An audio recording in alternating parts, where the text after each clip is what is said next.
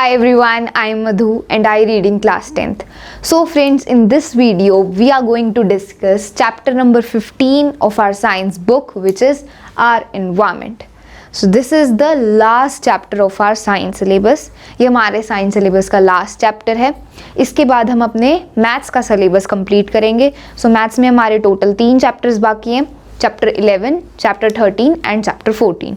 सो maths का syllabus करने के बाद हम अपनी रिवीजन सीरीज स्टार्ट करेंगे, जिसमें हम पूरे मैथ्स और साइंस के सिलेबस को रिवाइज करेंगे for term 2 board exams. Okay, so मैं आप सभी को एडवाइज़ करूँगी कि आप अभी से सभी चैप्टर्स को कंफर्म करते हुए आगे बढ़िए, ताकि जब हम रिवीजन करें तो हम पर ज़्यादा लोड नहीं पड़ेगा.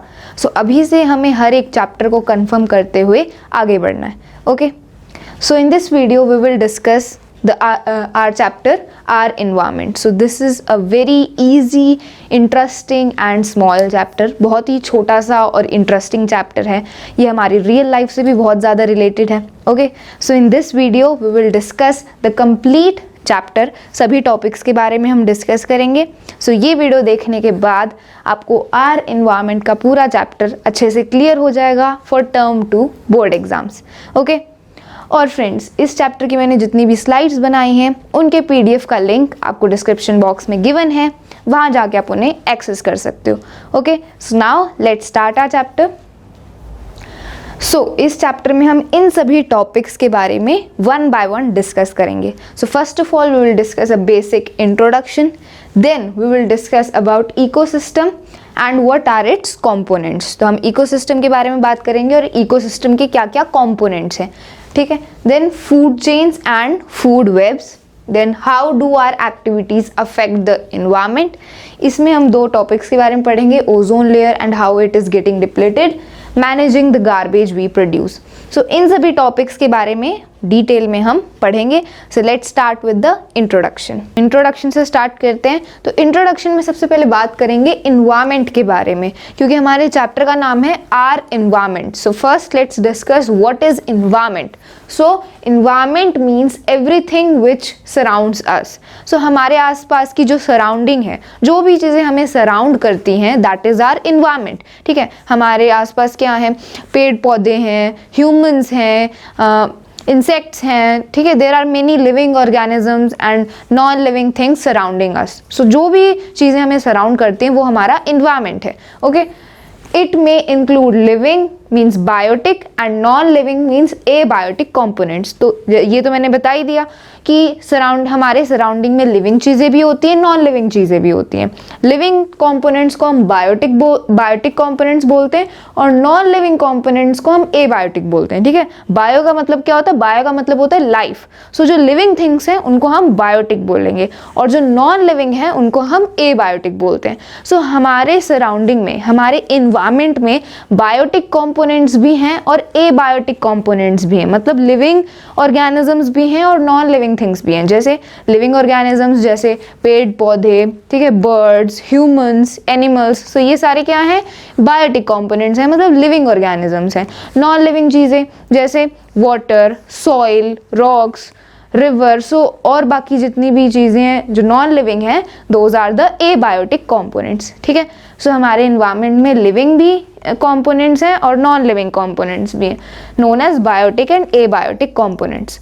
देन बायोटिक कंपोनेंट्स में जैसे प्लांट्स एंड एनिमल्स. तो बायोटिक मतलब जो लिविंग है, सो ये बता ही दिया मैंने, बायोटिक कंपोनेंट्स में प्लांट्स और एनिमल्स आते हैं.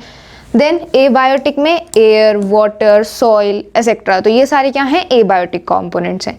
सो आई होप आपको इन्वायरमेंट के बारे में क्लियर हो गया कि everything which surround us, are surrounding, that is called the environment. हमारे इन्वायरमेंट में लिविंग, नॉन लिविंग दोनों चीज़ें होती हैं. So here you can see this is our environment. जैसे ये रैबिट है, ये पॉन्ड है, ठीक है, ये ट्री है, ये सन है तो इससे सनलाइट आ रही है, एयर प्रेजेंट है. सो यहाँ पर लिविंग थिंग्स भी हैं, नॉन लिविंग थिंग्स भी हैं. ये जो प्लांट्स हैं, ये जो रैबिट हैं, ये क्या है, लिविंग है. और ये वाटर, एयर, सनलाइट, ये सब क्या है, नॉन लिविंग है. So this is the environment. Okay, so environment के बारे में आई होप आपको अच्छे से क्लियर हो गया. Now let's discuss about ecosystem and it's components. तो अब बात करते हैं कि इकोसिस्टम क्या होता है और इकोसिस्टम के क्या कंपोनेंट्स होते हैं. सो all the interacting living organisms in an area together with non-living components form an ecosystem. तो ecosystem क्या है? ecosystem एक geographical area है जिसमें living और non-living components आपस में interact करते हैं. So एक ऐसा geographical area जिसमें living organisms और non-living components आपस में interact करते हैं, that geographical area is called a ecosystem. अब लिविंग ऑर्गेनिजम्स और नॉन लिविंग कंपोनेंट्स ये आपस में इंटरेक्ट कैसे करते हैं? सो फॉर एग्जांपल हम ह्यूमन बींग्स हैं, हमें जिंदा रहने के लिए क्या चाहिए? ऑक्सीजन चाहिए, ठीक है, हमें वाटर चाहिए, ठीक है, तो हमें ऑक्सीजन कहाँ से मिल रही है? हमें ऑक्सीजन मिल रही है प्लांट से, because plants are producing oxygen.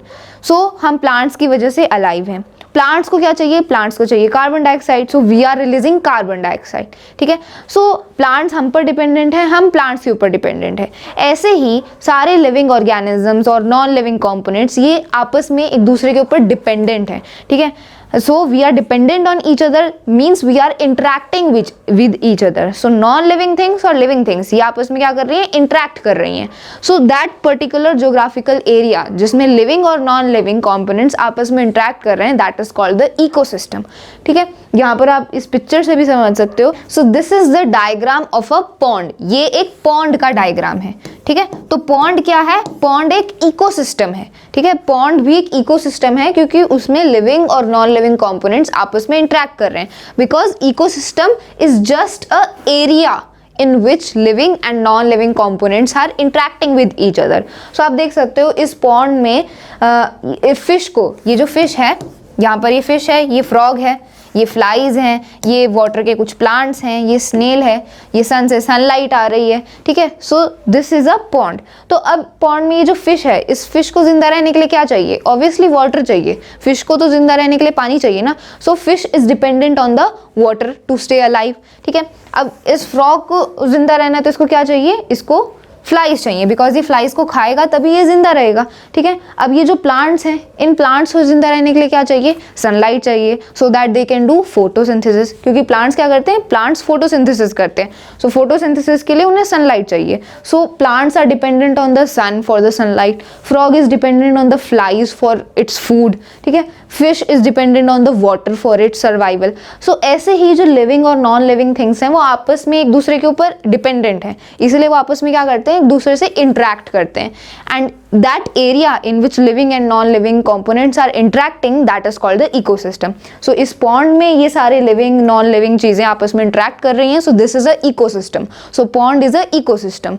pond एक ecosystem है. वैसे ही एक aquarium, तो aquarium में क्या होता है? aquarium एक man-made ecosystem है क्योंकि वो हमने create किया है. उसके बारे में हम आगे डिटेल में डिस्कस करेंगे जब हम टाइप्स ऑफ ecosystem के बारे में पढ़ेंगे. So aquarium is also a ecosystem क्योंकि उसमें भी living और non-living things हैं जो आपस में इंटरेक्ट कर रही हैं, ठीक है. So this is a ecosystem. तो अब आगे रीड करते हैं. Thus an ecosystem consist of biotic components comprising living organisms and abiotic components comprising physical factors like temperature, rainfall, wind, soil, minerals. तो हमने देख ही लिया इकोसिस्टम में बायोटिक एबायोटिक दोनों कंपोनेंट्स होते हैं. बायोटिक मतलब लिविंग ऑर्गेनिजम्स, एबायोटिक मतलब जो नॉन लिविंग चीज़ें हैं, मतलब जो फिजिकल फैक्टर्स प्रेजेंट हैं जैसे air, water, soil, minerals, rainfall, temperature. तो ये सभी क्या हैं? एबायोटिक कंपोनेंट्स हैं. ये सभी क्या हैं? नॉन लिविंग चीज़ें. Okay, so this is all about ecosystem. तो हमने इकोसिस्टम के बारे में बात कर ली. Now let's talk about types of ecosystem. अब इकोसिस्टम के भी टाइप्स होते हैं. So now let's discuss about the types of ecosystem. So an ecosystem is of two types, man made ecosystem and natural ecosystem. एक natural ecosystem होता है और एक मैन मेड इकोसिस्टम होता है. सो नाम से ही क्लियर हो रहा है. नेचुरल इकोसिस्टम मतलब जो नेचर ने क्रिएट किया है. ओके, मैन मेड इकोसिस्टम मतलब जो आर्टिफिशियल है, जो ह्यूमन ने क्रिएट किया है. For example man made ecosystem में क्रॉप लैंड, एक्वेरियम, तो हमने देख ही लिया था. एक्वेरियम क्या है? Aquarium is a very good example of man made ecosystem क्योंकि एक्वेरियम में क्या होता है? पानी होता है, उसमें फिशेज होती हैं, कुछ प्लांट्स भी होते हैं, ठीक है, और दूसरे इंसेक्ट्स, ऑर्गेनिजम्स होते हैं. उसमें हम खाना डालते हैं तो वो फिशेज उनको खाती हैं, ठीक है. सो एक्वेरियम भी एक इकोसिस्टम है लेकिन वो मैन मेड है क्योंकि उसको हमने क्रिएट किया है. Okay, so that man-made ecosystem is created by humans, so it is artificial. For example, cropland, aquarium. तो cropland मतलब जहाँ हम खेती वगैरह करते हैं, सो जो फार्म्स होती हैं, जो क्रॉप्स होती हैं, that is also a man made ecosystem. Natural ecosystem में दो टाइप के इकोसिस्टम्स आते हैं, सो इसके दो पार्ट्स हैं, aquatic ecosystem and terrestrial ecosystem. तो जो नेचुरल इकोसिस्टम होते हैं, मतलब जो नेचुरल हैं, जो नेचर ने क्रिएट किए हैं, उसके भी टू टाइप्स हैं, aquatic and terrestrial. So aquatic मतलब जो वाटर से रिलेटेड है। सो एक्वेटिक में भी दो टाइप्स हैं, marine ecosystem and fresh water ecosystem. So marine ecosystem में सी, ओशंस, जो समुद्र वगैरह होते हैं, जो ओशंस होते हैं, सो ये सारे होते हैं मरीन इकोसिस्टम। और फ्रेश वाटर इकोसिस्टम जैसे रिवर, लेक, पॉन्ड, पूल, सो ये सारे फ्रेश वाटर इकोसिस्टम है। तो मेरीन इकोसिस्टम और फ्रेश वाटर इकोसिस्टम ये एक्वेटिक इकोसिस्टम का पार्ट है, मतलब जो पानी का हमारा इकोसिस्टम होता है, ठीक है। पानी में, वाटर बॉडी में जो इकोसिस्टम होता है that is called the aquatic ecosystem. अब एक्वेटिक इकोसिस्टम में भी दो टाइप होते हैं, मेरीन और fresh water.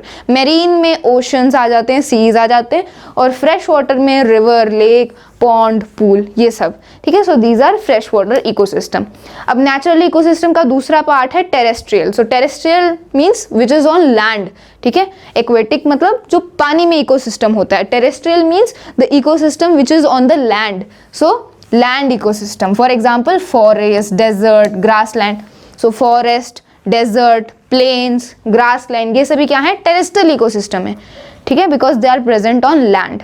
Okay, so these are the types of ecosystem. दो टाइप के होते हैं मेनली, मैन मेड और नेचुरल। नेचुरल में हमने देखा एक्वेटिक और टेरेस्ट्रियल, ठीक है। एक्वेटिक में भी दो टाइप होते हैं, मेरीन और fresh water. Okay, so I hope आपको टाइप्स ऑफ इकोसिस्टम के बारे में क्लियर हो गया। Now let's discuss about all living organisms are classified on the basis of nutrition. तो सारे लिविंग ऑर्गेनिजम्स को न्यूट्रिशन के बेसिस पर क्लासिफाई किया कि कौन ऑर्गेनिज्म कैसे अपनी न्यूट्रिशन को, मतलब कैसे अपने फूड को ऑब्टेन करता है, उसके बेसिस पर सभी लिविंग ऑर्गेनिजम्स को क्लासिफाई किया है into 3 categories. First is producers, second is consumers, और थर्ड है decomposers. So one by one इनके बारे में डिस्कस करते हैं। So first is producers. So producers कौन होते हैं? All green plants, blue green algae can produce their food, which is sugar and starch, from inorganic substance using light energy, and this process is called photosynthesis. तो हमें पता है कि जो green plants होते हैं, वो क्या करते हैं, अपने फूड को खुद सिंथेसाइज कर सकते हैं, अपने फूड को खुद बना सकते हैं, ठीक है, using the inorganic substances and the light energy from the sun. तो जो ग्रीन प्लांट्स होते हैं वो फोटोसिंथेसिस के प्रोसेस से क्या करते हैं, फोटोसिंथेसिस के प्रोसेस से अपना फूड बनाते हैं, अपने फूड को सिंथेसाइज करते हैं, और उनका फूड क्या होता है, शुगर और स्टार्च, ठीक है। तो ये जितने भी ग्रीन प्लांट्स होते हैं, ब्लू ग्रीन एल्गे होते हैं, ये अपने फूड को खुद प्रोड्यूस कर सकते हैं, इसलिए हम इनको प्रोड्यूसर्स बोलते हैं। नाम से हमें क्लियर हो रहा है, प्रोड्यूसर्स मतलब वो लिविंग ऑर्गेनिजम्स जो अपने फूड को खुद बना सकते हैं, खुद प्रोड्यूस कर सकते हैं। सो कौन लिविंग ऑर्गेनिजम्स हैं जो अपने फूड को खुद प्रोड्यूस कर सकते हैं? Those are green plants and blue green algae. So ये अपने फूड को खुद प्रोड्यूस कर सकते हैं by the process of photosynthesis. So producers का दूसरा नाम भी है विच इज ऑटोट्रॉफ्स, ठीक है। सो प्रोड्यूसर्स को हम ऑटोट्रॉफ्स भी बोल सकते हैं, क्योंकि हमने डिस्कस किया था कि जो ऑर्गेनिजम्स अपने फूड को खुद सिंथेसाइज कर सकते हैं उनको ऑटोट्रॉफ्स बोलते हैं। सो जितने भी ग्रीन प्लांट्स हैं वो ऑटोट्रॉफ्स हैं। सो यू कैन से प्रोड्यूसर्स और यू कैन से ऑटोट्रॉफ्स, ठीक है। So this was the first category. अब सेकेंड कैटेगरी है कंज्यूमर्स। सो नाम से पता चल रहा है, कंज्यूमर्स मतलब वो लिविंग ऑर्गेनिजम्स जो दूसरे लिविंग ऑर्गेनिजम्स को कंज्यूम करते हैं अपना न्यूट्रिशन ऑब्टेन करने के लिए, ठीक है। So include organisms which depend on the producers either directly और indirectly for their sustenance. Consumers depend on others for food. तो कंज्यूमर्स वो लिविंग ऑर्गेनिजम्स होते हैं जो दूसरे ऑर्गेनिजम्स पर, दूसरे कौन से, प्रोड्यूसर्स पर। तो जो कंज्यूमर्स होते हैं वो प्रोड्यूसर्स पर डिपेंडेंट होते हैं उनके फूड के लिए, ठीक है। तो ह्यूमंस, जितने भी एनिमल्स हैं, हर्बीवोरस, कार्निवोरस, ठीक है, जितने भी एनिमल्स हैं, ह्यूमंस हैं, ये सभी कंज्यूमर्स की कैटेगरी में आते हैं। तो हम सभी कंज्यूमर्स की कैटेगरी में आते हैं क्योंकि हम प्रोड्यूसर्स के ऊपर डिपेंडेंट हैं अपने फूड के लिए। कैसे? क्योंकि देखो हमें पता है कि हम अपने फूड के लिए डायरेक्टली या फिर इनडायरेक्टली प्लांट्स पर, मतलब जो प्रोड्यूसर्स हैं उन पर डिपेंडेंट है। कैसे? तो हमें हमारा जितना भी फूड है, चाहे वो व्हीट है, हम रोटी खाते हैं तो रोटी कैसे बनती है, आटे से बनती है। सो आटा व्हीट से बनता है। सो व्हीट कहाँ से आता है, क्रॉप से आता है। So crop is a plant, तो हम प्लांट्स पर डिपेंडेंट हैं। और जैसे हम दूध पीते हैं तो दूध कहाँ से आता है, गाय से आता है। गाय दूध को कैसे प्रोड्यूस करती है, बिकॉज जो गाय है वो घास खाती है। सो डायरेक्टली और indirectly we are dependent on the producers, हम प्रोड्यूसर्स पर डिपेंडेंट हैं, ग्रीन प्लांट्स पर डिपेंडेंट है, क्योंकि वही अपना फूड खुद बना सकते हैं, फिर हम उनको खाते हैं अपने फूड के लिए। ठीक है, डायरेक्टली और indirectly we are dependent on the producers for our food, इसीलिए हम क्या हैं, कंज्यूमर्स हैं। ठीक है, सस्टेनेंस का मतलब क्या होता है, न्यूट्रिशन या फूड जो जिंदा रहने के लिए जरूरी है। तो हम अपने फूड के लिए, हम अपने न्यूट्रिशन के लिए प्रोड्यूसर्स पर डिपेंडेंट हैं। हम उनको खा के अपनी रिक्वायरमेंट्स को, न्यूट्रिशन की रिक्वायरमेंट को पूरा करते हैं। So we are consumers. Okay, so consumers depend on others for food. अब कंज्यूमर्स जो लिविंग ऑर्गेनिजम्स जो कंज्यूमर्स हैं, उनकी भी 4 कैटेगरीज हैं। First one is herbivorous, second is carnivorous, third is parasite and fourth is omnivorous. तो ये चारों क्या हैं, कंज्यूमर्स के ही टाइप हैं। सो कंज्यूमर्स की ये कैटेगरी है। सो इनके बारे में हमने अपनी छोटी क्लासेस में पढ़ा हुआ है। ठीक है, हर्बीवोरस कौन होते हैं, हर्बीवोरस वो ऑर्गेनिजम्स होते हैं जो घास खाते हैं। ठीक है, means they don't eat other organisms, वो सिर्फ प्लांट्स या फिर घास को खाते हैं। वो उनको क्या बोलते हैं, उनको हार्बीवोरस बोलते हैं। जैसे काउ, डियर, ये सभी क्या है, हर्बीवोरस हैं, क्योंकि ये सिर्फ प्लांट्स को या फिर घास को खाते हैं अपने फूड के लिए। ठीक है, दे डोंट ईट ऑर्गेनिजम्स, वो किसी और ऑर्गेनिज्म को नहीं खाते, वो प्लांट्स और घास को खाते हैं। ठीक है, कार्निवोरस कौन होते हैं, कार्निवोरस वो लिविंग ऑर्गेनिजम्स होते हैं जो फ्लैश खाते हैं। ठीक है, दूसरे ऑर्गेनिजम्स का फ्लैश खाते हैं, जैसे लॉयन, टाइगर। सो ये क्या है, कार्निवोरस है। पैरासाइट क्या होते हैं, पैरासाइट वो लिविंग ऑर्गेनिजम्स होते हैं जो होस्ट पर डिपेंड करते हैं अपने न्यूट्रिशन के लिए। वो क्या करते हैं, they live and feed on the host body. Example plasmodium, mosquito. So mosquito is also a good example of parasite. So वो भी एक पैरासाइट है, जो मच्छर होता है वो भी एक पैरासाइट है। मच्छर क्या करता है, हमारी स्किन पर बैठकर हमसे हमारा खून चूसता है। सो वो हमारी बॉडी को हमें मारे बिना अपना न्यूट्रिशन ऑब्टेन कर रहा है, क्योंकि मच्छर को क्या चाहिए, हमारा खून चाहिए। सो हमें मारे बिना वो अपना न्यूट्रिशन ऑब्टेन कर रहा है। So it is a parasite, वो हमारी बॉडी पर हमसे ही अपना न्यूट्रिशन ऑब्टेन कर रहा है। So we are the host. ठीक है, और वो हमारी बॉडी से क्या कर रहा है, अपने न्यूट्रिशन को ऑब्टेन कर रहा है। So we are the host and the mosquito is the parasite. So parasite क्या करते हैं, they live and feed on the host body, जैसे प्लाज्मोडियम, मॉस्किटो। तो ये सभी क्या है, पैरासाइट्स हैं। होस्ट को मारे बिना वो उनकी बॉडी से अपना न्यूट्रिशन ऑब्टेन करते हैं। ठीक है, ओमनीवोरस कौन होते हैं, ओमनीवोरस वो लिविंग ऑर्गेनिजम्स होते हैं जो दोनों फ्लैश और प्लांट दोनों खाते हैं। So those organisms which feed on both plant and flash. ठीक है, सो जो ह्यूमंस हैं वो भी ओमनीवोरस की कैटेगरी में आते हैं। सो हम ह्यूमंस भी ओमनीवोरस हैं, क्योंकि हम में से कई ह्यूमंस फ्लैश भी खाते हैं, प्लांट्स भी खाते हैं, और हम में से कई ह्यूमंस हैं जो फ्लैश नहीं खाते, they only eat plants. So we are under the category of omnivorous because we eat both plant and flesh. For example humans, crow is also example of omnivore. ठीक है, सो कंज्यूमर्स के ये 4 type है, herbivore, carnivore, parasite and omnivore. ठीक है, consumers वो living organisms हैं जो प्रोड्यूसर्स पर डिपेंड है अपनी न्यूट्रिशन के लिए, अपने फूड के लिए। अब हम प्रोड्यूसर्स पर डायरेक्टली या फिर इनडायरेक्टली डिपेंडेंट है। ठीक है, so these are the consumers. अब बात करते हैं third category of living organisms which is decomposers. So decomposers, नाम से पता चल रहा है वो लिविंग ऑर्गेनिजम्स जो दूसरे लिविंग ऑर्गेनिज्म को डीकम्पोज करके उनको ब्रेक डाउन करके अपना न्यूट्रिशन ऑब्टेन करते हैं। So fungi, bacterias which break down the dead plant animals complex compounds into the simpler one. So decomposers क्या होते हैं, वो माइक्रो ऑर्गेनिजम्स होते हैं, वो माइक्रोब्स होते हैं जो प्लांट्स और एनिमल्स जो मर गए हैं उनको डीकम्पोज करते हैं, उनके कम्प्लेक्स पार्ट को डीकम्पोज करते हैं सिंपलर पार्ट में। ठीक है, for example fungi, bacteria. So fungi, bacteria, protozoa से ये सभी क्या हैं, ये सभी डीकम्पोजर्स हैं।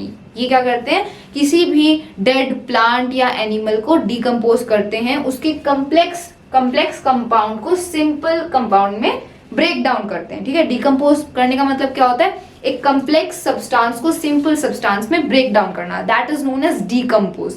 सो डीकम्पोजर्स मतलब वो ऑर्गेनिजम्स या वो माइक्रो ऑर्गेनिजम्स जो कम्प्लेक्स सब्सटेंस को सिंपलर सब्सटेंस में ब्रेक डाउन करते हैं, ठीक है। So decomposers decompose the dead plants. जैसे आपने देखा होगा कि जब कोई एनिमल मर जाता है सो उसके ऊपर डीकम्पोजर्स आ जाते हैं और उसे डीकम्पोज करने लगते हैं और फिर वो जो ऑर्गेनिज्म है वो पूरा डीकम्पोज होकर मिट्टी में मिल जाता है। सो मिट्टी में कैसे मिलता है, क्योंकि जो डीकम्पोजर्स उसके ऊपर एक्ट करते हैं, उसे उसके कम्प्लेक्स सब्सटेंस को सिंपलर सब्सटेंस में ब्रेक डाउन करते हैं और फिर वो पूरा ऑर्गेनिज्म डीकम्पोज हो जाता है और मिट्टी में मिल जाता है। सो ऐसे ये साइकिल चलती रहती है। प्रोड्यूसर्स क्या करते हैं, ऑर्गेनिक सब्सटेंस से इनऑर्गेनिक सब्सटेंस से क्या करते हैं, फूड बनाते हैं और फिर प्रोड्यूसर्स को कंज्यूमर्स खाते हैं। फिर कंज्यूमर्स जब मर जाते हैं तो उन पर डीकम्पोजर्स उनको डीकम्पोज करके दोबारा उसको क्या करते हैं, सिंपलर सब्सटेंस में कन्वर्ट कर देते हैं। सो ऐसे ये हमारी साइकिल चलती रहती है, ठीक है। प्रोड्यूसर्स फूड को प्रोड्यूस करते हैं, फिर कंज्यूमर्स उन्हें खाते हैं, फिर कंज्यूमर्स जब मर जाते हैं तो डीकम्पोजर उन्हें डीकम्पोज कर देते हैं और दोबारा से वो सिंपलर सब्सटेंस में कन्वर्ट हो जाते हैं, ठीक है। Thus, decomposers help in the replenishment of the natural resources। क्योंकि decomposers क्या कर रहे हैं, जो complex है उसको simple में break down कर रहे हैं। So cycle हमारी ऐसे continue चल रही है। So that's why it help in the replenishment of the natural resources। जो natural resources हैं उनकी replenishment हो रही है, ठीक है। Okay, then यहाँ पर भी वही लिखा हुआ है, decomposers feed on the remains of other animals. जो एनिमल्स और प्लांट्स मर जाते हैं, डेड हो जाते हैं, उनको डीकम्पोज करते हैं, ठीक है। Decomposers play an important role in the ecosystem. Obviously बहुत इंपॉर्टेंट रोल है उनका इकोसिस्टम में, क्योंकि अगर डीकम्पोजर्स नहीं होंगे तो मरे हुए डेड और प्लांट्स को कौन डीकम्पोज करेगा। अगर वो डीकम्पोज नहीं होंगे सो हमारी इकोसिस्टम की ये साइकिल चलेगी ही नहीं, because they will not get decompose. So वो जो कम्प्लेक्स सब्सटेंस है वो सिंपल सब्सटेंस में कन्वर्ट होगा ही नहीं, and then again producers will not be able to produce their food. क्योंकि प्रोड्यूसर्स फूड को कैसे प्रोड्यूस करते हैं, इनऑर्गेनिक सब्सटेंस ही प्रोड्यूस करते हैं। तो जब तक डीकम्पोजर उन्हें डीकम्पोज नहीं करेंगे, प्रोड्यूसर्स भी फूड को प्रोड्यूस नहीं कर पाएंगे। So all things are dependent. इसलिए डीकम्पोजर्स का भी बहुत इंपॉर्टेंट रोल है इकोसिस्टम में।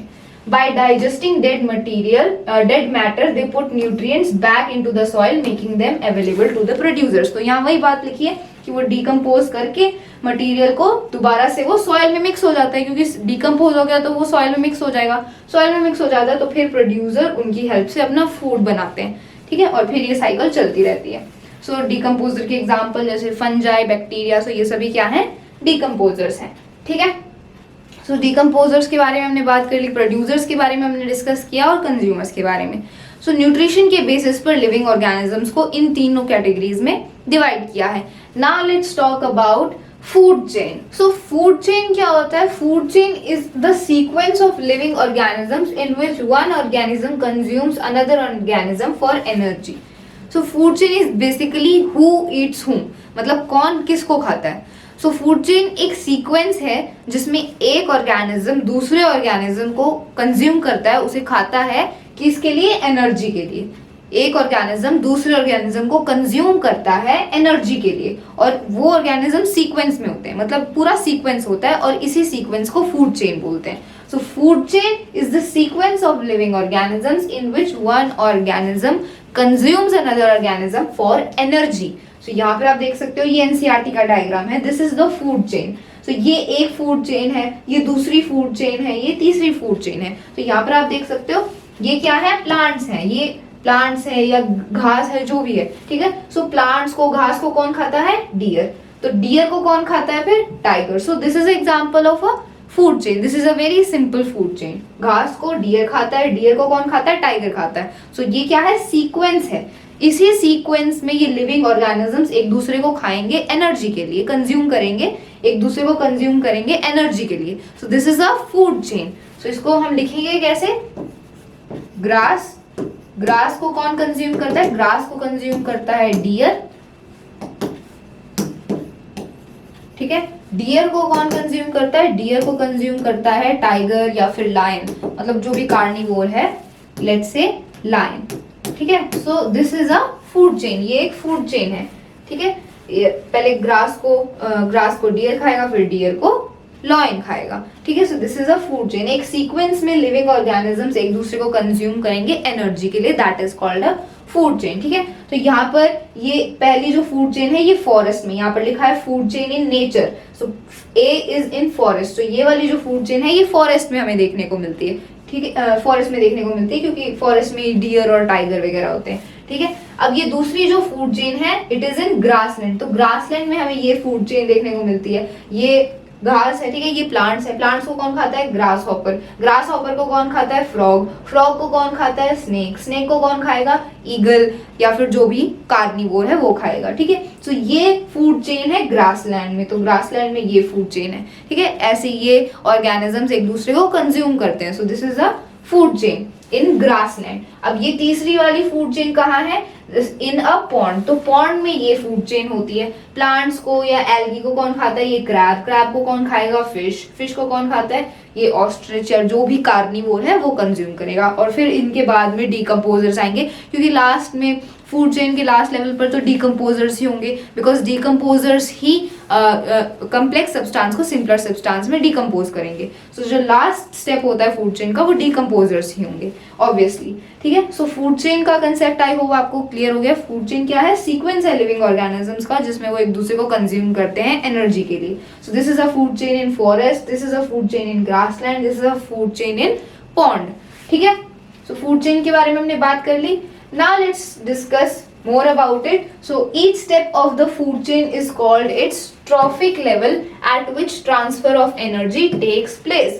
तो फूड चेन में हर एक लेवल को, ठीक है, हर एक स्टेप को हम क्या बोलते हैं, ट्रॉफिक लेवल बोलते हैं, जिसमें एनर्जी का ट्रांसफर होता है, ठीक है। तो यहाँ पर जैसे हमने देखा इस फूड चेन में हमने देखा, सो ये फूड चेन में हर एक जो स्टेप है, घास को डियर ने खाया, फिर डियर ने डियर को टाइगर ने खाया, ठीक है। तो ये जो स्टेप है हर एक स्टेप को हम क्या बोलते हैं, ट्रॉफिक लेवल बोलते हैं, जिसमें एनर्जी का ट्रांसफर हो रहा है ना, क्योंकि अगर मान लो एक ऑर्गेनिज्म दूसरे ऑर्गेनिज्म को कंज्यूम कर रहा है तो एनर्जी का भी ट्रांसफर होता है, ठीक है। फूड क्यों कंज्यूम करते हैं हम, एनर्जी के लिए तो कंज्यूम करते हैं हम, फूड क्यों खाते हैं, ताकि हमें एनर्जी मिले। तो जब एक ऑर्गेनिज्म दूसरे ऑर्गेनिज्म को कंज्यूम करता है तो यहाँ पर एनर्जी का भी ट्रांसफर होता है, तो फूड चेन में एनर्जी का भी ट्रांसफर होता है, ठीक है। तो ट्रॉफिक लेवल क्या होते हैं, ट्रॉफिक लेवल होते हैं step in the food chain at which transfer of energy takes place. तो एक फूड चेन में जितने भी स्टेप्स हैं तो हर एक स्टेप को हम क्या बोलते हैं, ट्रॉफिक लेवल बोलते हैं, और हर एक ट्रॉफिक लेवल में एनर्जी का ट्रांसफर होता है, ठीक है। तो यहाँ पर आप देख सकते हो सबसे पहले फूड चेन की स्टार्टिंग में कौन होते हैं, फूड चेन की स्टार्टिंग में होते हैं प्लांट्स या फिर प्रोड्यूसर्स जो फूड को प्रोड्यूस करेंगे। ऑब्वियसली फूड चेन प्रोड्यूसर से ही स्टार्ट होगी, बिकॉज प्रोड्यूसर्स ही खाने को प्रोड्यूस करेंगे। सो फूड चेन कहाँ से स्टार्ट होगी, प्रोड्यूसर से स्टार्ट होगी। सो प्रोड्यूसर होंगे at the first trophic level, तो पहला जो ट्रॉफिक लेवल है, मतलब फूड चेन का जो पहला स्टेप है दैट इज द प्रोड्यूसर्स, ठीक है। तो प्रोड्यूसर्स या फिर आप बोल सकते हो यहाँ पर जो खाने को प्रोड्यूस कर रहे हैं, या फिर ऑटोट्रॉफ्स, ठीक है। फिर प्रोड्यूसर्स को कौन खाते हैं, प्राइमरी कंज्यूमर्स, या फिर यहाँ पर प्राइमरी कंज्यूमर्स, या फिर यहाँ पर हम लिख सकते हैं हर्बीवोरस, ठीक है। हर्बीवोरस जैसे काउ, डियर, ग्रास हॉपर, ये सारे क्या है, हर्बीवोरस हैं जो प्रोड्यूसर्स को खाते हैं, ठीक है। प्राइमरी कंज्यूमर्स लिख सकते हो या फिर हर्बीवोरस, ठीक है, क्योंकि ये हर्बीवोरस भी क्या है, कंज्यूमर्स ही है ना, so we call them primary consumers, ठीक है। तो ये सेकंड ट्रॉफिक लेवल पे आएंगे। अब ऐसे ही थर्ड ट्रॉफिक लेवल पर कौन आते हैं, सेकेंडरी कंज्यूमर्स आते हैं जो इन प्राइमरी कंज्यूमर्स को खाते हैं, ठीक है। तो सेकेंडरी कंज्यूमर्स कौन होते हैं, छोटे कार्निवोरस जैसे फ्रॉग या फिर स्नेक, ठीक है, या फिर ईगल। सो ये सब क्या होते हैं, सेकेंडरी कंज्यूमर्स में आते हैं, या फिर यहाँ सेकेंडरी कंज्यूमर लिख सकते हो या फिर आप लिख सकते हो कार्निवोरस, ठीक है, छोटे कार्निवोरस जैसे फ्रॉग हो गया, स्नेक हो गया। सो ये क्या करते हैं, हर्बीवोरस को या फिर प्राइमरी कंज्यूमर्स को खाते हैं, ठीक है। तो ये थर्ड ट्रॉफिक लेवल पे आ गए। अब फोर्थ ट्रॉफिक लेवल पर, मतलब जो फूड चेन के जो सबसे टॉप पर जो डिकम्पोजर्स ही होते हैं, लेकिन उनके बाद सेकेंडरी कंज्यूमर्स के बाद होते हैं टर्शरी कंज्यूमर्स। टर्शरी कंज्यूमर्स बोल सकते हो या फिर यहाँ पर आप बोल सकते हो टॉप कार्निवोरस, ठीक है, इनको या फिर आप बोल सकते हो टॉप कार्निवोरस जैसे लायन, टाइगर, ईगल। सो ये सारे क्या है, टर्शरी कंज्यूमर्स हैं जो सेकेंडरी कंज्यूमर्स को खाते हैं, ठीक है। तो ईगल किसको खाता है, स्नेक को खाता है। So eagle is a tertiary consumer or you can say top carnivore, ठीक है। सो ये आते हैं फोर्थ ट्रॉपिक लेवल पे। फिर आएंगे डीकम्पोजर्स, उसके बारे में हम डिस्कस नहीं कर रहे, ठीक है। सो ये होते हैं ट्रॉफिक लेवल। फूड चेन में हर एक स्टेप को हम बोलते हैं ट्रॉफिक लेवल, और हर एक ट्रॉफिक लेवल में एनर्जी का ट्रांसफर होता है, ठीक है। अब जैसे प्राइमरी कंज्यूमर्स ने प्रोड्यूसर्स को खाया, तो प्रोड्यूसर्स को खाया तो यहाँ पर एनर्जी का ट्रांसफर होगा। हर एक ट्रॉफिक लेवल में एनर्जी का ट्रांसफर होता है, ठीक है। सो हमने ट्रॉफिक लेवल के बारे में बात कर ली। अब बात करते हैं, now let's discuss some more points. तो अब यहाँ पर हम फ्लो ऑफ एनर्जी के बारे में डिस्कस करेंगे कि कैसे हर एक ट्रॉफिक लेवल में एनर्जी का ट्रांसफर होता है, एनर्जी फ्लो होती है फूड चेन में। फूड चेन में क्या होती है, एनर्जी फ्लो होती है, बिकॉज फूड चेन में ट्रॉफिक लेवल होते हैं, हर एक ट्रॉफिक लेवल में एनर्जी का ट्रांसफर होता है, एनर्जी का फ्लो होता है। तो अब एनर्जी कैसे फ्लो होती है फूड चेन में, इसके बारे में बात करते हैं, कुछ और पॉइंट्स के बारे में डिस्कस करते हैं। सो The green plants capture 1% of sun's energy. So जो green plants होते हैं, मतलब जो ऑटोट्रॉफ्स या फिर जो प्रोड्यूसर्स हैं, वो क्या करते हैं, सिर्फ सन की 1% एनर्जी को ही कैप्चर करते हैं, मतलब सिर्फ सन की 1% एनर्जी को ही यूज करके वो अपना फूड बनाते हैं, अपने फूड को प्रोड्यूस करते हैं, ठीक है। सो ग्रीन प्लांट्स ने सन की 1% एनर्जी का वो यूज करते हैं। Then The flow of energy is unidirectional in a food chain. तो एक फूड चेन में एनर्जी का जो फ्लो है, एनर्जी का जो ट्रांसफर है, वो कैसा होता है, यूनिडायरेक्शनल होता है। यूनिडायरेक्शनल मतलब एक ही डायरेक्शन में होता है। ये तो ऑब्वियस ही बात है कि फूड चेन, ये तो ऑब्वियस ही बात है कि जो एनर्जी का फ्लो होगा वो यूनिडायरेक्शनल होगा। क्यों? क्योंकि फूड चेन में क्या होता है कि एक ऑर्गेनिज्म को दूसरा ऑर्गेनिज्म कंज्यूम करता है, फिर उस ऑर्गेनिज्म को कोई दूसरा ऑर्गेनिज्म कंज्यूम करता है। सो एक ही डायरेक्शन में फूड चेन चलती है, एक ही डायरेक्शन में फूड चेन चलती है। सो उसी डायरेक्शन में एनर्जी भी फ्लो होगी। सो एनर्जी का जो फ्लो होता है फूड चेन में, वो कैसा होगा, यूनिडायरेक्शनल होगा, एक ही डायरेक्शन में होता है, ठीक है। यहाँ पर आप देख भी सकते हो, डायग्राम से भी समझ सकते हैं यहाँ पर हम, ठीक है। तो जब प्लांट्स को डियर ने कंज्यूम किया और फिर डियर को टाइगर ने कंज्यूम किया, तो ये फूड चेन ऐसे चल रही थी। तो एनर्जी भी कैसे फ्लो होगी, एनर्जी भी ऐसे ही फ्लो होगी। तो एनर्जी का फ्लो भी क्या है, यूनिडायरेक्शनल है, मतलब एक ही डायरेक्शन में होगा, ठीक है। सो ये हमने सेकेंड पॉइंट भी समझ लिया। The flow of energy is unidirectional, means in one direction in a food chain. Then there is gradual decrease in the amount of energy from one trophic level to next trophic level in a food chain. तो देखो, हमें पता है कि energy का flow होता है जैसे जैसे हम एक ट्रॉफिक लेवल से दूसरे ट्रॉफिक लेवल, फिर तीसरे ट्रॉफिक लेवल में जैसे जैसे बढ़ते जाते हैं तो एनर्जी फ्लो होती है। अब एक ट्रॉफिक लेवल से जब दूसरे ट्रॉफिक लेवल में एनर्जी फ्लो होती है तो वो डिक्रीज होती जाती है। हर एक ट्रॉफिक लेवल में बढ़ते हुए सेम एनर्जी फ्लो नहीं होती है, एनर्जी डिक्रीज होती जाती है। एनर्जी का जो फ्लो है वो डिक्रीज होता जाता है। कैसे?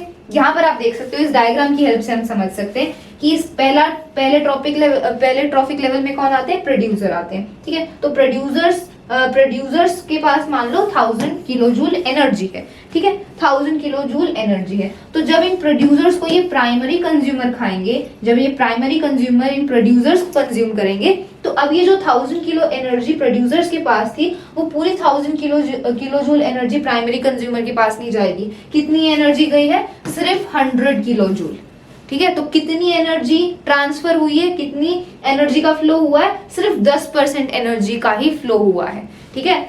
1000 का आप 10% निकालोगे, 1000 का 10% कितना होता है? 100 होता है। सो सिर्फ 10% एनर्जी ही एक ट्रॉफिक लेवल से दूसरे ट्रॉफिक लेवल में फ्लो हुई है, ठीक है। सो इससे हमें पता चलता है कि जब एक फूड चेन में हम एक ट्रॉफिक लेवल से दूसरे ट्रॉफिक लेवल में मूव करते हैं, सो एनर्जी का फ्लो सेम नहीं होता है, एनर्जी का जो फ्लो है वो डिक्रीज होता जाता है, ठीक है। सिर्फ 10% एनर्जी ही फ्लो कर पाती है, ठीक है। यहाँ पर 1000 किलो जूल एनर्जी थी प्रोड्यूसर्स के पास, तो जब प्राइमरी कंज्यूमर ने इनको खाया तो 100 किलो जूल एनर्जी इनके पास आई।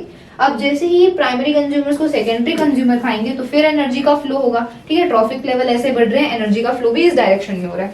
सो सेकेंडरी कंज्यूमर्स के पास कितनी एनर्जी आई है? सो 100 किलो जूल का 10%, 100 का 10% कितना होता है? 10 होता है। सो सेकेंडरी कंज्यूमर्स के पास 10 किलो जूल एनर्जी आई है। सो सिर्फ 10% एनर्जी ही फ्लो हो रही है।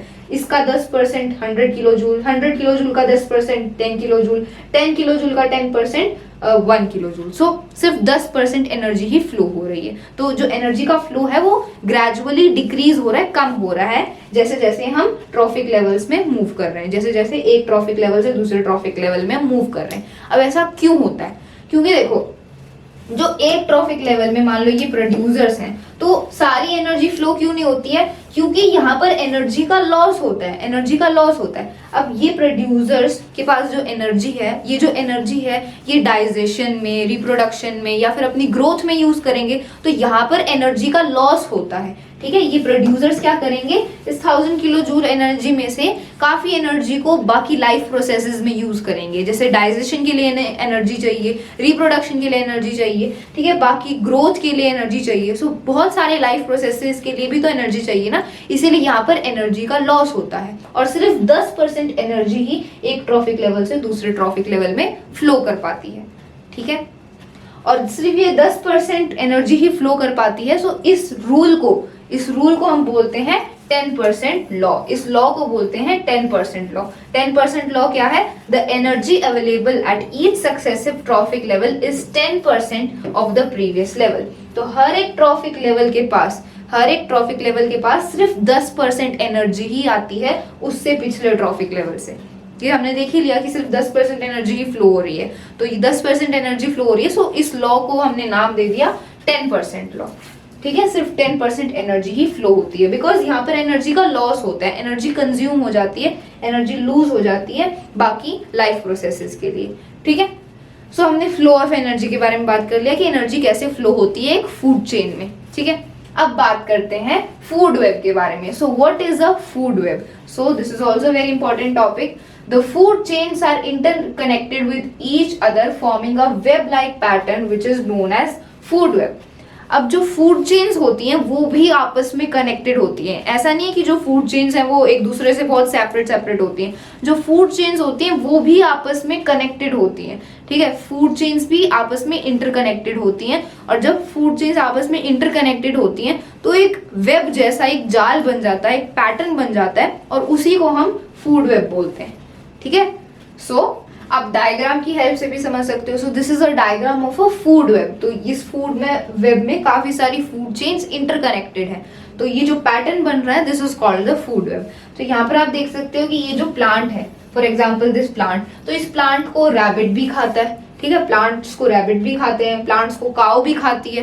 ठीक है, प्लांट्स को ग्रास हॉपर भी खाते हैं। ठीक है, डियर भी खाते हैं। सो काफी सारे ऑर्गेनिजम्स हैं जो प्लांट्स खाते हैं। ठीक है, फॉर एग्जाम्पल रैट, तो ये जो चूहा है इस चूहे को स्नेक भी खाता है। ठीक है, इस चूहे को बिल्ली भी खाती है ना। काफी सारे ऑर्गेनिजम्स हैं जो रैट खाते हैं। ठीक है, अब ऐसे ही स्नेक की बात करें तो स्नेक को ईगल खाता है। ठीक है, स्नेक को ईगल खाता है और स्नेक को मोर भी खाता है। तो जो पीकॉक होता है, जो मोर होता है, वो भी स्नेक को खाता है। तो काफी सारे ऑर्गेनिजम्स हैं जो एक पर्टिकुलर ऑर्गेनिज्म को कंज्यूम करते हैं। सो ये काफी सारी यहाँ पर फूड चेन्स बन रही हैं, और ये फूड चेन्स आपस में इंटरकनेक्टेड हैं, और इसी को फूड वेब बोलते हैं। ठीक है, तो in a food web one organism में occupy a position in more than one food chain. तो एक फूड वेब में एक ऑर्गेनिज्म एक से ज्यादा फूड चेन में उसकी पोजीशन होती है, क्योंकि यहाँ पर आप देख सकते हो, अगर स्नेक की बात करें तो ये जो स्नेक है ये एक से ज्यादा फूड चेन में है। इसकी जो पोजीशन है ये एक से ज्यादा फूड चेन में आ रहा है, क्योंकि यहाँ पर आप देख सकते हो ये इस फूड चेन में भी है, क्योंकि ये मोर भी इसको खाता है, सो ये इस फूड चेन में आ गया। ठीक है, अब ईगल इसको खाता है तो ये इस वाली फूड चेन में भी आ गया। तो एक ऑर्गेनिज्म एक से ज्यादा फूड चेन में होता है एक फूड वेब में। ठीक है, then an organism can obtain its food from different sources and in turn may be eaten up by different type of organisms। तो एक पर्टिकुलर ऑर्गेनिज्म बहुत सारे ऑर्गेनिज्म को कंज्यूम करके अपना फूड, अपना न्यूट्रिशन ऑब्टेन कर सकता है, और ऐसे ही एक ऑर्गेनिज्म बहुत सारे ऑर्गेनिज्म से कंज्यूम भी किया जा सकता है। मतलब उस ऑर्गेनिज्म को बहुत सारे ऑर्गेनिज्म कंज्यूम कर सकते हैं, जैसे प्लांट को बहुत सारे ऑर्गेनिज्म खाते हैं, है ना। सो this is called a food web, जिसमें काफी सारी फूड चेन्स आपस में इंटरकनेक्टेड है। ठीक है, so this is the diagram of NCERT, you can understand it from here. Food web के बारे में हमने डिस्कस कर लिया। Now let's move on and discuss about environmental problems. So changes in environment affect us and our activities change the environment around us. This led to the slow degradation of environment that arose many environmental problems. For example, depletion of the ozone layer and waste disposal. तो जैसा कि हमें पता है कि हमारे environment में बहुत सारे चेंजेस हो रहे हैं, बहुत सारे हार्मफुल चेंजेस हो रहे हैं, जिनकी वजह से क्या हो रहा है, हाँ, जिनकी वजह से हमारे इन्वायरमेंट का डिग्रेडेशन हो रहा है और उसकी वजह से काफी प्रॉब्लम्स हो रही हैं, जैसे ओजोन लेयर का डिप्लीशन, वेस्ट डिस्पोजल। ठीक है, सो इन प्रॉब्लम्स के बारे में आगे हम डिटेल में पढ़ेंगे।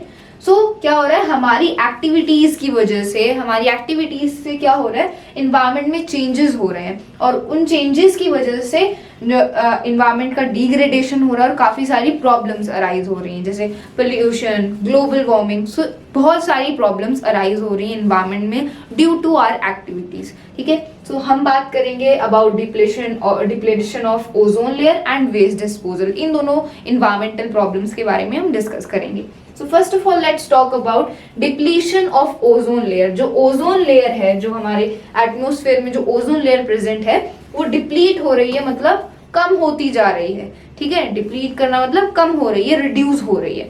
ठीक है, क्योंकि ओजोन लेयर हमारे लिए बहुत ज्यादा यूजफुल है, it is very important for us. और ये जो ओजोन लेयर है इसका डिप्लीशन हो रहा है, तो ये बहुत ही सीरियस इन्वायरमेंटल प्रॉब्लम है।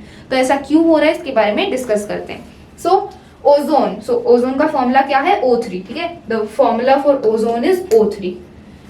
Ozone layer is largely found in the stratosphere, which is a part of our atmosphere from 12 kilometre to 50 kilometre above sea level। तो जो ओजोन लेयर होती है वो कहाँ प्रेजेंट होती है, हमारे स्ट्रेटोस्फेयर में। तो हमने पढ़ा है 6-7 क्लास में, स्ट्रेटोस्फेयर क्या है, एटमॉस्फेयर की ही एक लेयर होती है स्ट्रेटोस्फेयर। एटमॉस्फेयर की बहुत सारी लेयर्स होती है ना, ट्रोपोस्फेयर, स्ट्रेटोस्फेयर, मीजोस्फेयर।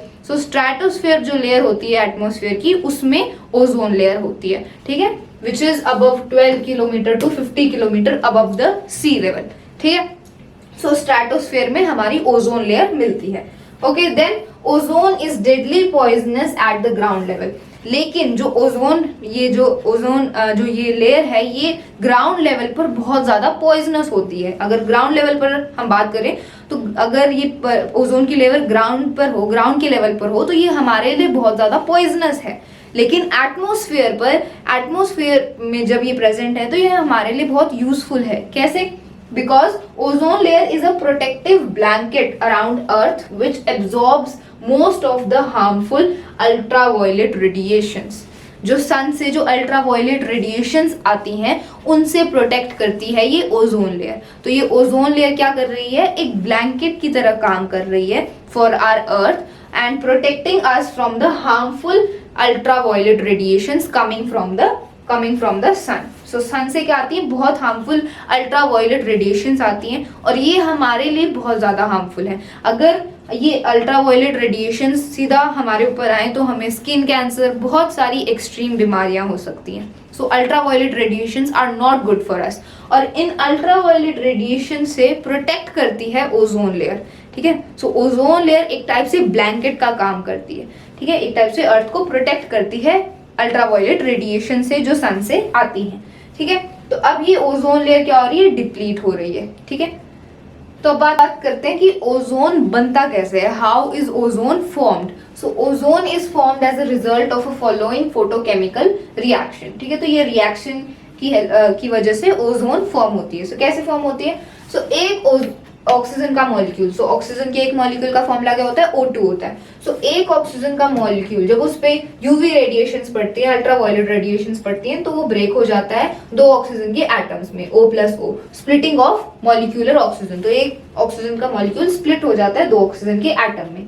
फिर क्या होता है, एक ऑक्सीजन का एटम, फिर इनमें से एक ऑक्सीजन का एटम एक ऑक्सीजन के मॉलिक्यूल के साथ कंबाइन होके एक ओजोन का मॉलिक्यूल बना लेता है, क्योंकि ओजोन के एक मॉलिक्यूल का फॉर्मूला क्या है, O3। So when O will combine with O2 so it will form O3। तो ओजोन का एक मॉलिक्यूल फॉर्म हो जाता है। सो ऐसे ओजोन का फॉर्मेशन होता है। सो अगर क्वेश्चन आ जाता है हाउ इज ओजोन फॉर्म्ड, सो आपको ये दोनों इक्वेशंस लिखनी होंगी। Okay, so this is how ozone is formed. Now the decline of ozone layer thickness in Antarctica was first observed in 1985 and was termed as ozone hole। तो सबसे पहले कब notice किया गया कि ओजोन की लेयर की जो थिकनेस है उसमें डिक्लाइन हो रहा है, उसमें उसकी जो थिकनेस है वो कम होती जा रही है। सो इसको कब नोटिस किया गया, इसको नोटिस किया गया अंटार्कटिका में। सो अंटार्कटिका में 1985 में ये नोटिस किया गया कि ओजोन लेयर की जो थिकनेस है अंटार्कटिका के ऊपर वो कम हो रही है। और जहां पर ओजोन लेयर की थिकनेस कम हो जाती है, so that is referred as ozone hole. ठीक है, ओजोन होल बोलते हैं जहां पर ओजोन लेयर की जो थिकनेस है वो कम हो जाती है। तो ओजोन लेयर की थिकनेस कम हो जाएगी तो अल्ट्रावायलेट रेडिएशंस अर्थ के एटमॉस्फेयर में एंटर करेंगी, इसीलिए जहां पर ओजोन लेयर की थिकनेस कम हो जाती है that is referred as ozone hole. तो ये सबसे पहले कब नोटिस किया गया? अंटार्कटिका में नोटिस किया गया इन 1985 कि ओजोन लेयर की जो थिकनेस है वो कम हो रही है और इसको ओजोन होल बोलते हैं। ठीक है, अब रीजन ऑफ ओजोन डिप्लीशन, तो अब ओजोन की डिप्लीशन हो क्यों रही है? ये जो ओजोन लेयर है ये इसकी थिकनेस में कमी क्यों हो रही है? Why it is depleting? So अब इसके बारे में बात करते हैं। So excessive use of CFCs, chlorofluorocarbons, a synthetic chemical which are used as refrigerants and in fire extinguishers, caused ozone depletion in the upper atmosphere. तो मेन रीजन, जो सबसे मेन रीजन है ओजोन की डिप्लीशन का, it is CFC। CFC का full form है chlorofluorocarbons. तो ये एक टाइप का सिंथेटिक केमिकल है, ठीक है। It is a type of a chemical which is very harmful for the ozone layer, ठीक है। CFC क्या है? CFC का फुल फॉर्म है chlorofluorocarbons and it is a synthetic chemical. और ये क्लोरोफ्लोरोकार्बन्स, ये जो CFCs होती हैं, ये हमारे रेफ्रिजरेटर्स में, फायर एक्सटिंग्विशर्स में, इनमें इनको यूज किया जाता है, ठीक है। तो अब इनका बहुत ज्यादा यूज होता है, एक्सेसिव यूज होता है, और इसी एक्सेसिव यूज की वजह से ओजोन लेयर का डिप्लीशन हो रहा है, ठीक है। So the main reason for the depletion of ozone layer is the CFC which are used in our refrigerators and fire extinguishers, ठीक है। In 1987, the United Nations Environment Program, which is short formed as UNEP, succeeded in forging an agreement to freeze CFC production at 1986 levels. It is now mandatory for all the manufacturing companies to make CFC-free refrigerators throughout the world. तो 1987 में UNO ने क्या किया? UNO की एक branch ने ही United Nation Environment Programme which is short formed as UNEP, उन्होंने क्या किया? उन्होंने एक एग्रीमेंट फॉर्ज किया, मतलब एक एग्रीमेंट बनाया जिसमें CFC की प्रोडक्शन को बंद कर दिया गया, मतलब CFC की प्रोडक्शन को फ्रीज कर दिया, मतलब CFC की प्रोडक्शन पर लिमिट लगा दी, उसको बंद कर दिया एट 1986 लेवल। तो 1986 के टाइम तक उसे बंद कर दिया गया, और अब इसे मैंडेटरी कर दिया गया है कि हर एक कंपनी क्या करेगी? CFC फ्री रेफ्रिजरेटर्स को मैन्युफैक्चर करेगी। तो अब ये कंपलसरी हो चुका है, अब ये मैंडेटरी हो चुका है कि हर एक कंपनी जो भी रेफ्रिजरेटर्स को मैन्युफैक्चर करेगी वो CFC फ्री होंगे, मतलब उनमें क्लोरोफ्लोरोकार्बन्स प्रोड्यूस नहीं होंगे, okay, it will be not used in them. So now it is mandatory, okay. So this were the step taken by the United Nations Environment Program. It is also a very important point. So इसको याद रखना, ये exam में 1 mark की तरफ पूछा जा सकता है, ठीक है। सो ओजोन के बारे में हमने डिस्कस कर लिया कि क्यों ओजोन लेयर की डिप्लीशन हो रही है and why ozone is so important for us, ठीक है। So this was the first environmental problem. So now let's discuss about the second environmental problem. So now let's discuss about the second environmental problem which is garbage disposal. तो अब garbage disposal के बारे में हम discuss करते हैं। So this is the last topic of our chapter. So industrialization and rise in demand of consumer goods have created a major problem in the form of waste or garbage accumulation and its disposal specifically in urban area। तो जैसे जैसे industrialisation बढ़ रही है, जो goods की demand है वो बढ़ती जा रही है, तो गुड्स की डिमांड बढ़ रही है तो वेस्ट भी प्रोड्यूस होगा, गार्बेज भी प्रोड्यूस होगा। तो अब ये जो वेस्ट और गार्बेज का ये जो एक्यूमुलेशन है, ये एक बहुत बड़ी प्रॉब्लम क्रिएट हो गई है, स्पेसिफिकली इन अर्बन एरिया। जो शहरी इलाका है वहाँ पर वेस्ट को या फिर गार्बेज को एक्यूमुलेट करना ये बहुत मेजर प्रॉब्लम बन गई है। Now it has become a environmental problem for us, ठीक है। सो अब जो वेस्ट होते हैं वो भी 2 टाइप्स के होते हैं। So there are 2 type of waste which we produce. So there are biodegradable waste and non biodegradable waste. So ऐसे वेस्ट जो डिकम्पोज हो सकते हैं, डिकम्पोजर्स जिनको डिकम्पोज कर सकते हैं, उन वेस्ट को हम बायोडिग्रेडेबल वेस्ट बोलते हैं। मतलब ऐसा वेस्ट मटीरियल, ऐसा गार्बेज जो डिकम्पोजर्स उनको डिकम्पोज कर सकते हैं, खुद ही उन्हें डिकम्पोज कर सकते हैं, तो दोज आर बायोडिग्रेडेबल वेस्ट। और नॉन बायोडिग्रेडेबल वेस्ट वो होते हैं जिनको डिकम्पोजर्स डिकम्पोज नहीं कर सकते, ठीक है। So those are non biodegradable, ठीक है। Example food waste, paper etcetera. So ये सभी क्या हैं, ये सभी बायोडिग्रेडेबल वेस्ट के एग्जाम्पल हैं। जो लेफ्ट ओवर फूड होता है या फिर पेपर, इन सभी को क्या करते हैं, इन सभी को जो डिकम्पोजर्स हैं वो इजीली डिकम्पोज कर सकते हैं और दोबारा वो इकोसिस्टम की जो साइकिल है वो कंटिन्यू रहेगी, ठीक है। There will be no disturbance in our ecosystem from biodegradable waste. लेकिन जो नॉन बायोडिग्रेडेबल वेस्ट होते हैं, for example glass, metal, plastic, इनको डिकम्पोजर्स डिकम्पोज नहीं कर सकते, तो ये क्या करते हैं, ये पोल्यूशन क्रिएट करते हैं, ठीक है। दे क्रिएट पोल्यूशन, और जब ये पोल्यूशन क्रिएट करते हैं, ये डिकम्पोज तो हो नहीं सकते, तो पोल्यूशन क्रिएट होता है और फिर इकोसिस्टम का जो बैलेंस है, इकोसिस्टम की जो साइकिल है वो डिस्टर्ब होती है, ठीक है। So biodegradable waste can be decomposed and they do not disturb the cycle of ecosystem, they maintain the ecosystem and they are not harmful for our environment. But the non-biodegradable waste which cannot be decomposed, which are glass, metals, plastic, etc. So they cannot be decomposed, that's why they cause pollution and they disturb the cycle of the ecosystem. So they are very harmful for us, ठीक है। So ये दो type के waste थे, biodegradable and non biodegradable. So garbage disposal के बारे में हमने डिस्कस कर लिया। So this was the last topic of our chapter. So we have finished our chapter our environment. So this was our chapter number 15. we have completed this chapter. सभी topics के बारे में हमने discuss किया। So this was a very easy chapter. बहुत ही छोटा और easy सा chapter था और हमारी real life से भी बहुत ज़्यादा related था। इस chapter में हमने देखा कि environment क्या होता है, ecosystem क्या होता है, ecosystem के components क्या होते हैं, हमने food chains के बारे में discuss किया, food web के बारे में discuss किया, then we discussed about environmental problems like ozone layer depletion, और ओजोन लेयर की डिप्लीशन को कम करने के लिए यूएनओ ने क्या स्टेप्स उठाए हैं, ठीक है। Then we discussed about garbage disposal. So इन सभी टॉपिक्स के बारे में हमने इस चैप्टर में अच्छे से डिस्कस किया। आई होप आपको सभी टॉपिक्स अच्छे से क्लियर हो गए हैं। In case you have any doubt in any of the topics, then you can ask me in the comment box below. Till then, that's it. I'll be coming back with some more new topics of class 10th. Thank you very much.